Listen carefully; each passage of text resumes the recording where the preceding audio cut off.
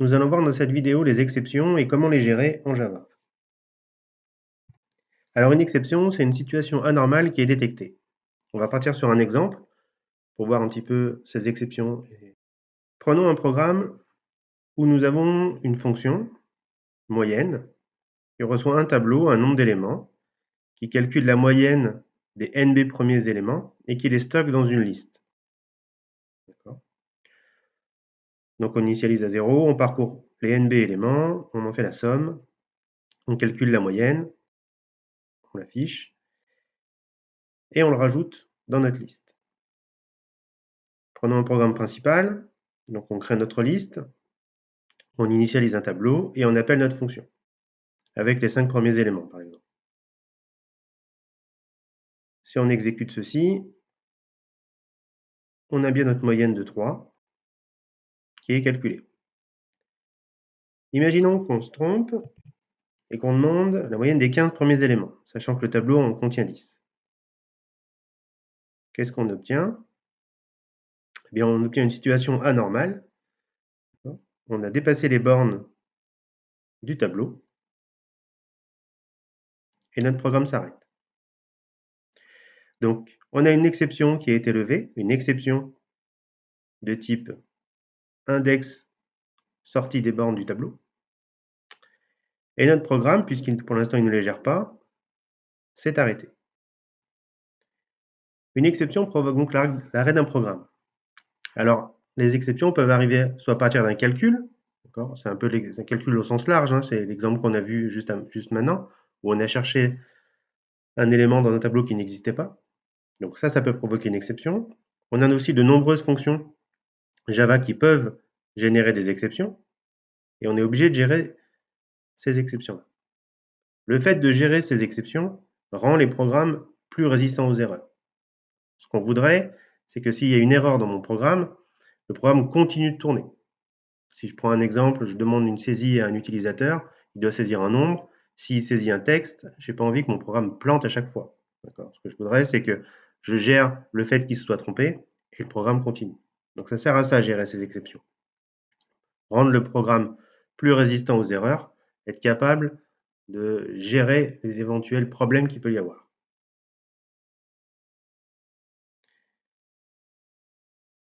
On dit qu'une méthode, en fait, qui a détecté une situation anormale, déclenche une exception. Cette exception pourra être capturée par le code et donc traitée.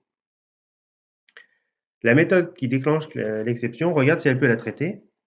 Si elle ne peut pas, la machine virtuelle va remonter l'invocation des méthodes jusqu'à trouver une méthode qui capture cette exception. Sinon, on tombe dans le cas qu'on avait maintenant, l'exécution est arrêtée.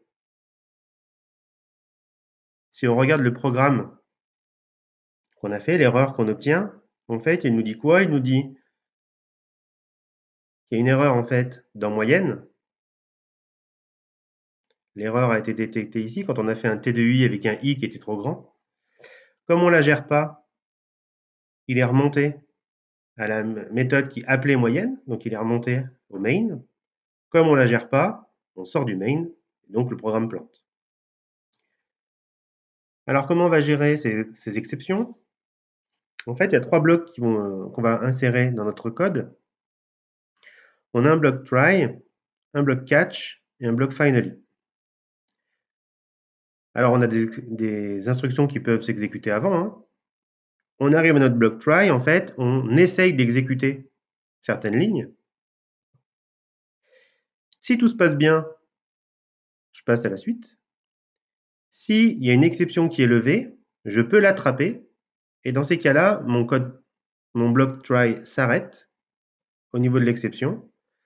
Le bloc catch récupère l'exception, gère l'exception, et on passe à la suite. Donc, le bloc try permet de spécifier une section de code sur laquelle une exception peut être levée. Le bloc catch sert à spécifier le code et exécuter quand on a attrapé une exception. Et le dernier bloc, donc finally, c'est un bloc facultatif. Il permet d'introduire du code qui sera exécuté qu'on soit passé dans le bloc try ou qu'on soit passé dans le bloc catch. À la fin du try, on fait le bloc finally, puis les instructions suivantes. S'il y a une exception qui est levée pendant le bloc try, on exécute le bloc catch, on gère l'exception, et après le bloc catch, on passe dans le bloc finally, et on passe aux instructions suivantes. Si on regarde sur notre exemple, donc ici on voit qu'on a une erreur qui est possible. On va dire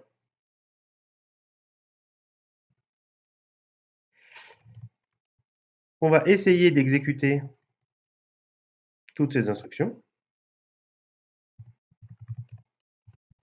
En cas d'erreur,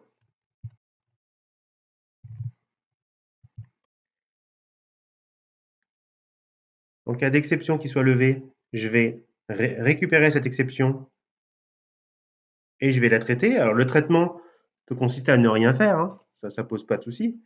Juste que dans le code, on a bien spécifié ici qu'on récupère l'exception.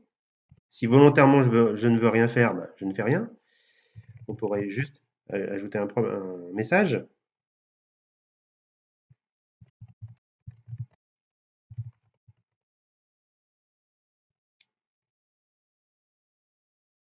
Si on regarde ce que l'on obtient, donc si on est dans une situation normale qui fonctionne,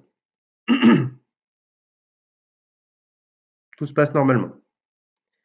Si on a un problème qui apparaît, on est bien passé dans le bloc catch. En fait, au moment où il a fait le T de I pour un I qui ne convient plus, l'exception est levée.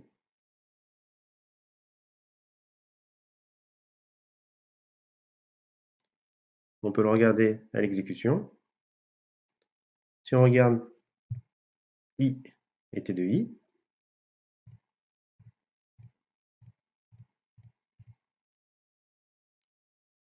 on peut également regarder la moyenne.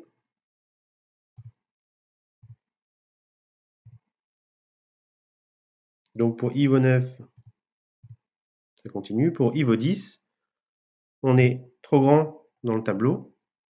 Enfin, l'indice est trop grand pour le tableau. On sort, on récupère l'exception qu'on avait vue tout à l'heure. On exécute le système .out.println et le programme se poursuit. Donc il se termine.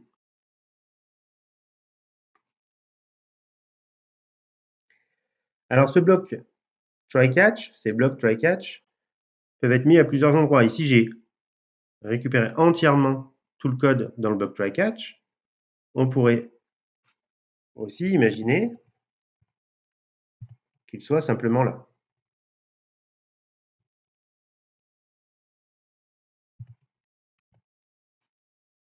Rien n'empêche que ce soit seulement une ligne qui soit dans le bloc try-catch. Rien n'empêche qu'il y ait plusieurs blocs try-catch qui soient écrits. Si on regarde le changement de comportement ici,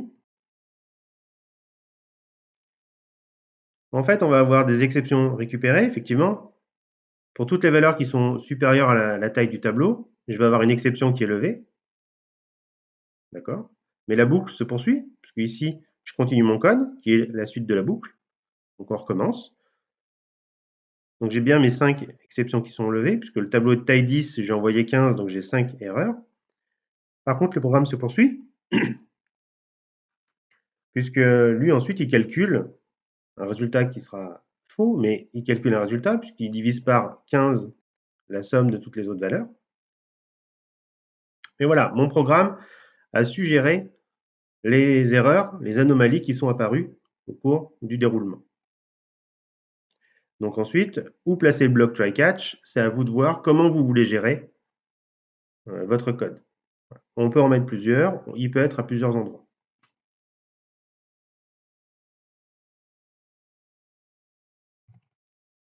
Je vais le remettre sur l'ensemble du code.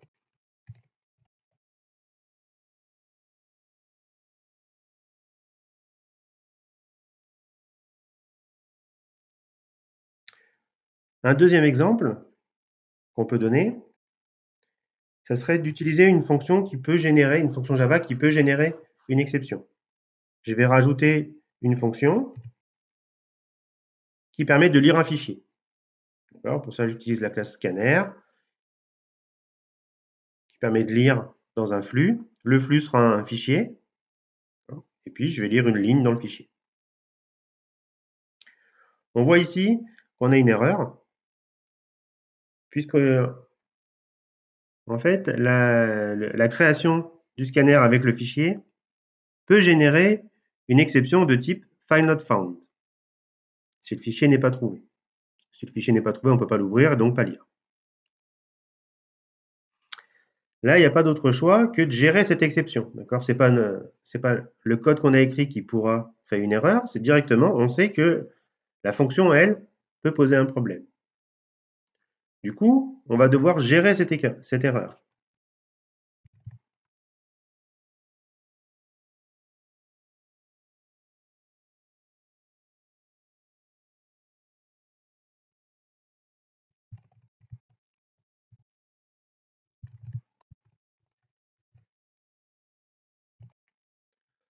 Là, maintenant, j'ai plus d'erreur parce qu'effectivement, je spécifie au code. Très bien. Moi, je vais gérer l'erreur au cas où il y a une exception. Donc, lui, il peut se dérouler sans problème. Si jamais une exception est levée, à ce moment-là, je vais la récupérer et je pourrai la traiter.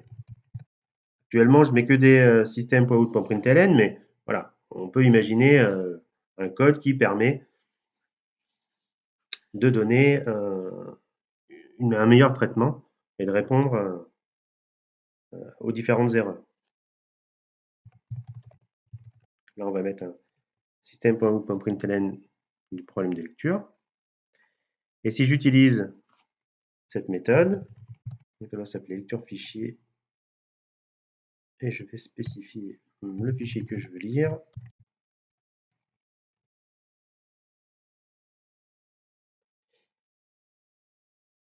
Si on exécute, voilà, donc on a bien lu le premier fichier et la fermeture est OK.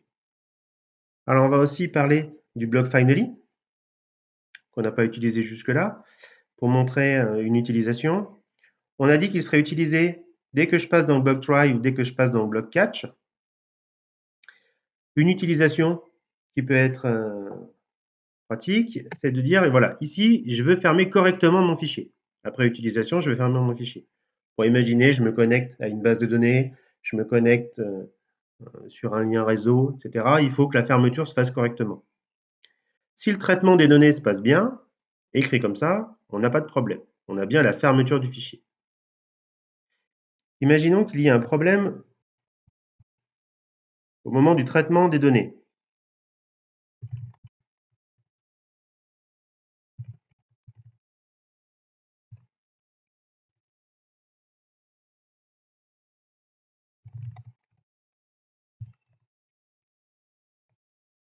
Voilà. Je traite mes données, il y a un problème. Dans l'état actuel des choses, quand il y a le problème de lecture, j'ai plus la fermeture de mon fichier.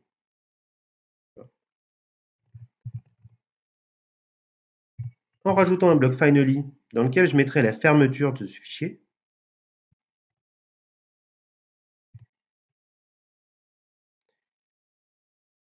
on va voir que s'il n'y a pas de problème de traitement, d'accord, tout le traitement se passe bien. Dans ces cas-là, je vais bien avoir la fermeture du fichier. Donc mon bloc try s'est exécuté, mon bloc finally s'est exécuté, et ensuite je suis passé à la suite du programme. Si j'ai un problème de traitement, dans le traitement, je suis passé dans le bloc try jusqu'à mon exception est levée, je récupère mon exception, je traite mon exception, on a un fichage de programme de lecture, et ensuite je passe dans le finally. D'accord? Donc ce bloc finally, ça peut être utile si vous avez un problème dans votre code et que vous passez par le catch.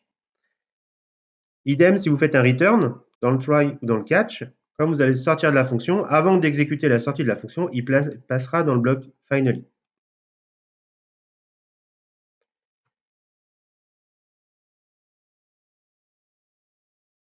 Dernière chose à montrer sur cet exemple, si je repars du code initial de lecture fichier,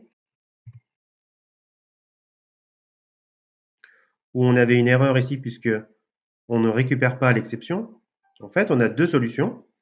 Soit effectivement, on doit gérer l'exception comme on vient de le faire avec un try catch, soit je peux dire, eh bien, c'est pas moi qui vais gérer l'exception, d'accord, et je vais renvoyer l'exception.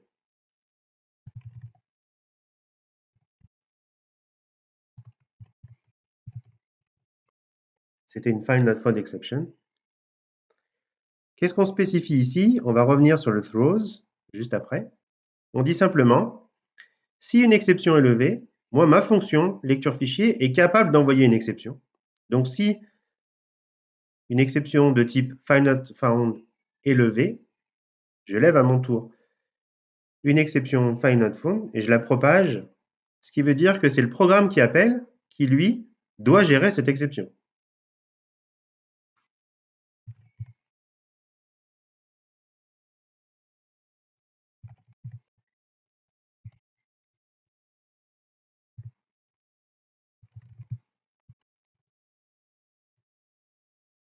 S'il ne la gère pas, ça veut dire qu'il va à son tour la propager et on revient dans le cas de tout à l'heure, puisque si toutes les fonctions propagent l'exception et que personne ne la gère, au-dessus du main, ça plantera le programme. D'accord? Donc soit je la gère, ce qu'on fait avec un bloc try catch, ce qui est généralement le cas, soit je peux la propager en disant c'est pas moi qui vais la gérer, c'est celui qui appelle la fonction qui gérera au moment de l'appel. Alors on a parlé de plusieurs exceptions et dans mon code on voit de temps en temps je tape find not found exception, de temps en temps exception. Ce qu'il faut bien voir donc c'est que exception c'est une classe mère qui possède plein de classes filles qui décrivent les différents types d'exceptions. IO exception, ok, entrée-sortie, null pointer exception, pointeur nul, les sorties de borne de tableau, l'exécution, etc., etc. Donc il y a plein d'exceptions différentes qui sont filles d'une classe exception. Donc soit dans mon catch, je récupère avec un objet de type exception, par polymorphisme, ça permet de référencer tout type d'exception, ou je peux spécifier. Et il est possible d'effectuer différents traitements en fonction du type d'exception. Si je prends mon exemple, je vais retirer de la partie lecture. Je reprends mon exemple sur la moyenne. En fait, on peut imaginer plusieurs problèmes en fait ici. J'ai mon problème de sortie de borne de tableau. Puis on pourrait imaginer un problème ici. Si mon objet L n'est pas alloué, je ne peux pas ajouter une valeur. En effet, si là j'ai bien mes 5 valeurs, donc je suis bon au niveau du tableau, mais que ma liste n'existe pas, actuellement, je vois apparaître le même problème que tout à l'heure pour une sortie de borne de tableau. Et je ne sais pas différencier les deux. Du coup, ce que je peux faire,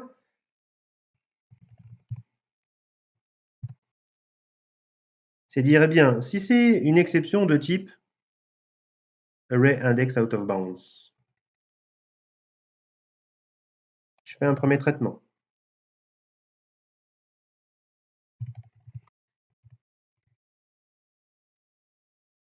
D'accord, il y a un problème au niveau de la borne du tableau. Je peux avoir un deuxième catch avec un null pointer exception qui va dire, cette fois-ci, le problème, c'est un autre problème. C'est un problème de pointeur nul.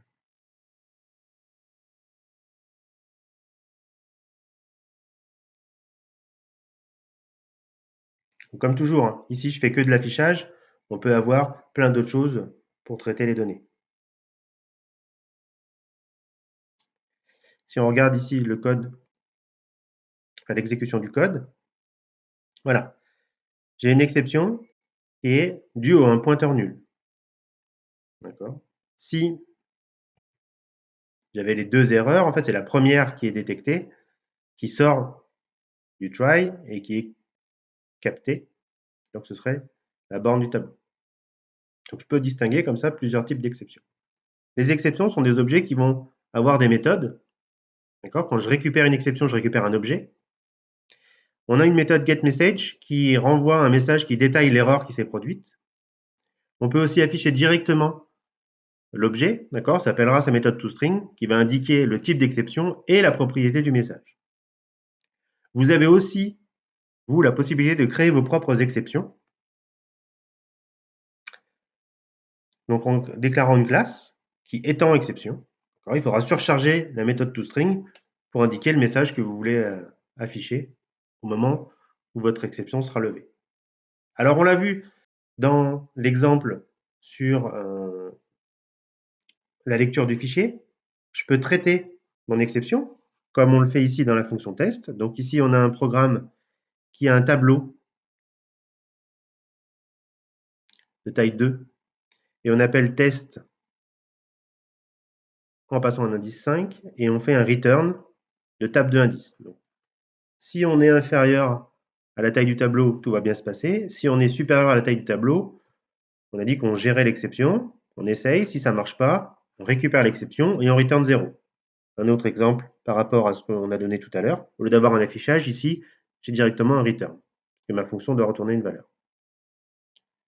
Deuxième cas, donc on a vu dans la lecture fichier, c'est être capable d'envoyer une exception.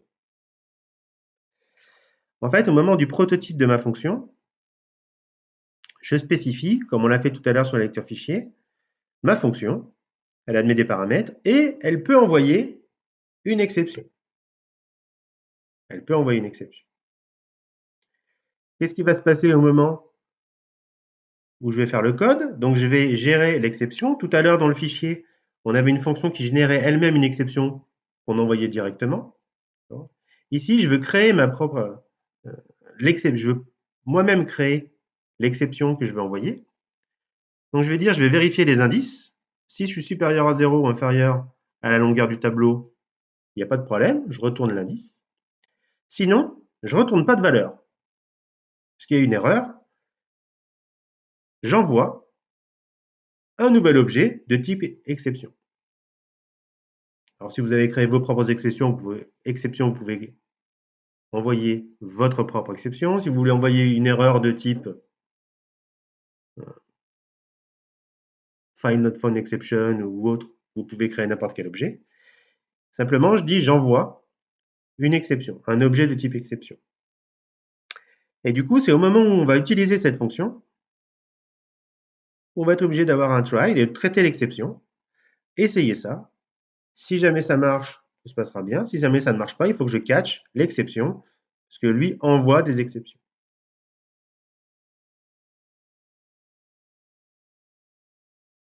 Les exceptions sont des anomalies qui sont détectées.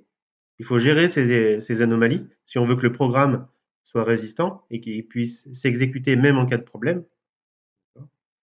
Donc, si on utilise des fonctions qui elles-mêmes génèrent des exceptions, on doit les gérer. Si on écrit un code qui peut provoquer une erreur, eh bien, on doit faire en sorte de gérer ces erreurs. Si on ne veut pas avoir un programme qui s'arrête. On peut créer des méthodes qui elles-mêmes envoient des exceptions. Donc, on a différents moyens pour avoir un code robuste qui permettent d'éviter à l'application de planter à la moindre erreur.